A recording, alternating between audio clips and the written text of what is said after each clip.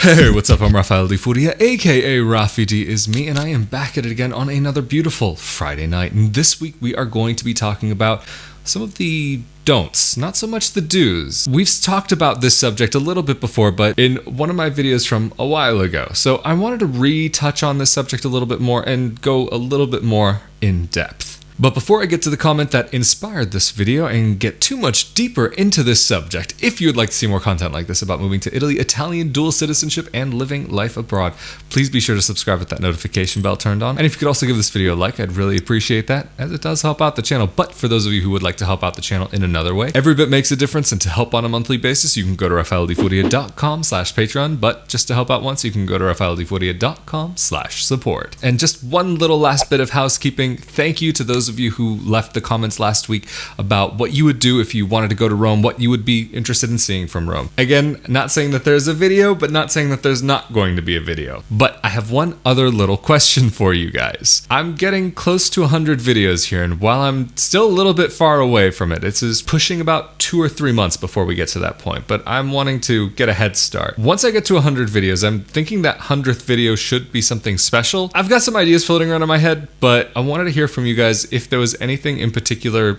that you wanted to hear about, wanted to see, something that maybe has to do with the number 100. I don't know. Anyway, let's get into this. So time to bust out the glasses, of course, and let's get to this question that inspired this video. I got a comment question from a viewer named Aura on my last week's video about being a foreigner in Italy. Could you make a more in-depth video on all the documents you would need to become a resident and citizen of Italy? Just moved here from the States a week ago with my boyfriend, who has dual citizenship because his mother is Italian and father is American, but he's not sure on the process. For me, being that I'm not at all Italian, we were planning on going to the US Embassy, but anything helps. Great video. So I actually already commented back to Aura, but I wanted to address this. This is not going to be a video with an in-depth on documents you need, you don't need, but things in general to avoid if you're thinking about living in Italy and you want to be living here legally. So the first thing that I'm sure at least already a few of you might be thinking is about arriving in Italy without the visa first. This is a big problem. For the boyfriend who is already the Italian citizen, he's fine. He can be here as long as he wants. But assuming that they're not married, because she used the word boyfriend, then she does not have the legal right to stay here with him. If they were to get married, this situation would be different. But he has to be basically residing in Italy and has to have the marriage registered here in Italy, all of that. And also going to the American consulate more than likely wouldn't help you because they don't have a say in anything that happens here. If you actually go onto their website, they say, I'm slightly paraphrasing here, but they can't comment on Italian laws in Italy because they are not trained in the practice of Italian law. So the only thing that really could be done is for Aura, or someone in her case, would be to go back to their country and start the process from there if they're not considering marriage. But I would say never in a million years should someone consider getting married or marrying someone simply for the visa. If you already were planning to live together and get married anyway, and just the visa thing happens to come on top of that, okay, fine. You got to be together. I mean, in an ideal world, like, I don't know, it'd be a shame to marry someone and then just be like, all right, we're going to live our 2 separate lives on 2 different parts of the world. Yeah, I can imagine that. No.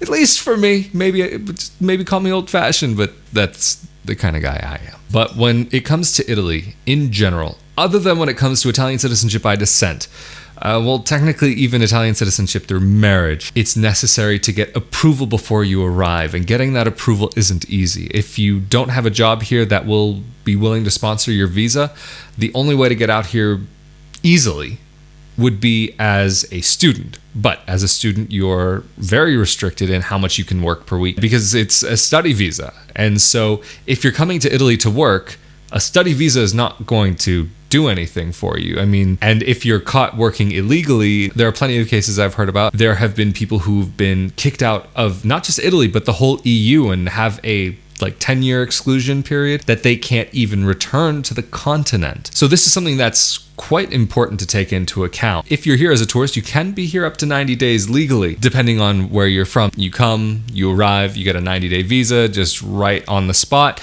And basically that 90-day visa says you're allowed to be here, just you can't work and you can't really do much other than just enjoy. Although, ain't nothing wrong with just being here to enjoy the pizza, pasta, and amore. And of course, for those of you who are interested in helping to support this channel, there are shirts, mugs, baby onesies, and more available on rafaeldifuria.com/NYAG gear with things like pizza, pasta, and amore. That's it. I'm moving to Italy, and other designs are available. But seriously though, if you're coming here just to enjoy the dolce vita or the bella vita, and you don't need to work and you don't need to be here longer than 90 days, then just arriving it shouldn't be a problem in theory. But technically, if you can demonstrate that you could get by for more than 90 days, there is a way of potentially getting another extra 90-day visa once that time is up. But that's a bit of a different story and something that we're absolutely not going to go into in this video. When it comes to Italian citizenship by descent or Italian citizenship through marriage, these are subjects where I can make a recommendation. But in general, for immigration that is not directly connected to an Italian citizen or through an Italian citizen, that's an area where I'm unable to make a recommendation.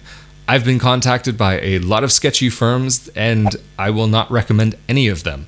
A lot of scams out there. But if and when I do find something, I'll be more than happy to share that information. It's just in this very moment, nada. Also, some of the other things to consider when moving to Italy, and again, we have spoken about some of these things before, but moving to Italy, this can be tricky, especially to find an apartment. A lot of landlords in Italy will refuse to rent an apartment to somebody who does not have a working contract. There are times when you can get an apartment without a work contract.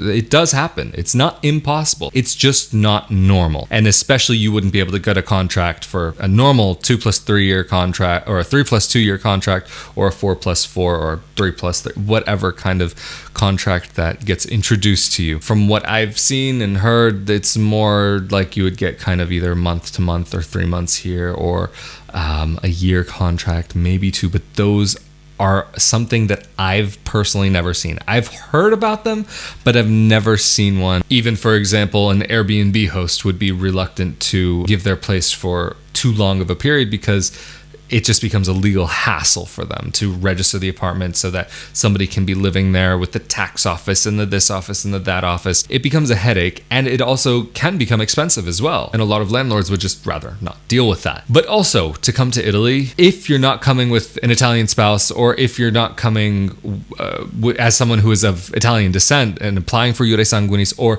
has already come with your Iure Sanguinis process already finished, then, like I mentioned earlier in the video, having a work contract would be quite necessary. And not only work contract, but a company that is willing to actually sponsor your visa and to vouch for you. I've only ever seen this happen with people who already have a job for a multinational company and need somebody who can work for them in Europe.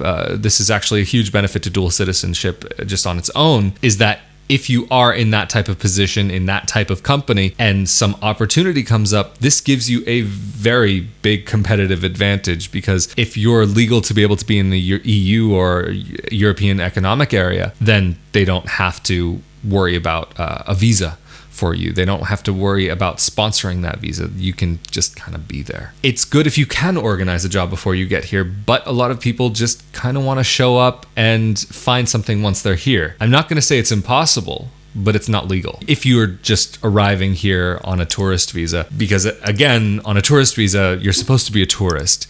And if you're getting a work visa, then you're already supposed to have a job here. But if you're able to finagle a self-employment visa, this is something that can be pretty tricky. Not impossible, but not the most likely. And also, when coming here, or to really any country, it's important to not expect so much in some ways. Maybe to expect that life will be different. That's absolutely for sure going to be the case.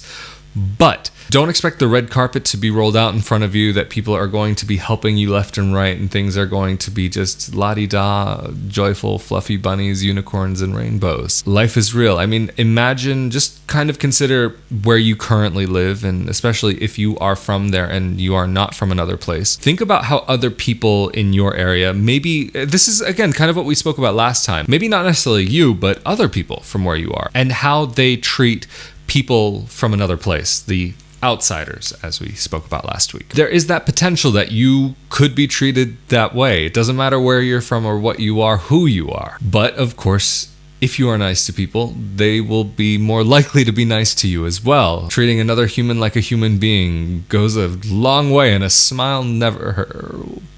A smile, as long as you're not overdoing it, that would never hurt. Also, a lot of people expect when going to a new country that they will just be given everything, and it doesn't matter, Italy or another country, you've got to work hard for it. You may have to work twice as hard as the guy who was born here. And also, of course, learning the language. It doesn't matter where you go. That will give you at least a leg up. Having use of the language.